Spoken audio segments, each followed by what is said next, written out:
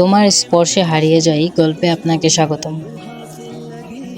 রাত তখন নরম নরম অন্ধকারে ঢেকে গেছে। পুরো ঘরটা শুধু জানালা দিয়ে চাঁদের আলো আসছে। নুসরাত জানালার পাশে দাঁড়িয়ে দূরের আকাশটা দেখছিল। তার চোখে অনুভূত এক শূন্যতা, আর মনের ভিতরে শুধু একটা নাম, আরিয়ান। হঠাৎ দরজায় টোকার শব্দ। নুসরাত দরজা খুলতেই দেখলো আরিয়ান দাঁড়িয়ে আছে, চোখে গভীর অস্থিরতা। তুমি এত রাতে এখানে? আরিয়ান কাছে এগিয়ে এলো, খুব কাছে। তোমার সাথে কথা না বলে থাকতে পারলাম না। নুসরাত একটু সরে যেতে চাইলো, কিন্তু আরিয়ান হাতটা ধরে ফেলল। প্লিজ, একটু সময় দাও। সে চোখ নামিয়ে বলল, আরিয়ান আমরা তো। আরিয়ান ধীরে ধীরে নুসরাতের হাত দুটো নিজের হাতে তুলে নিল। তার কণ্ঠ থরথর করছে।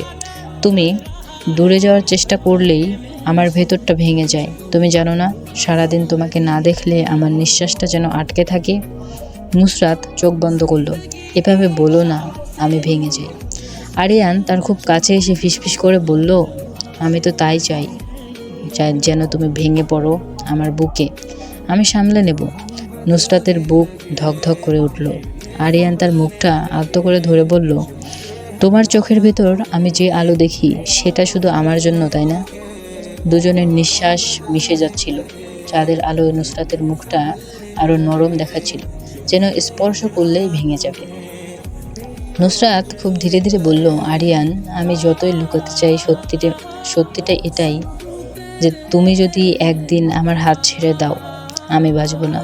এই কথাটা শুনে আরিয়ান আর নিজেকে সামলাতে পারল না।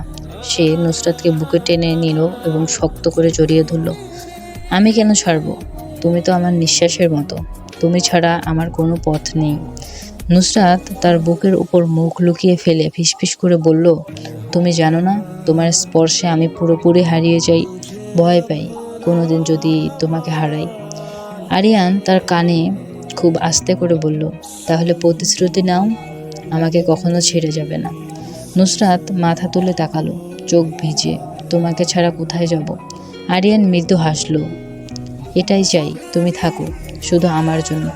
দুজন এতটাই কাছাকাছি দাঁড়িয়ে যেন বাহিরের বাতাসও এখানে প্রবেশ করতে পারছে না। তাদের মাঝে শুধু একটাই অনুভূতি, যা ভাঙা যায় না, থামানো যায় না, ভুলে থাকা যায় না। সেদিন চাঁদের আলোর মতোই থেমে গিয়েছিল তাদের ভালোবাসার সাক্ষী হয়ে।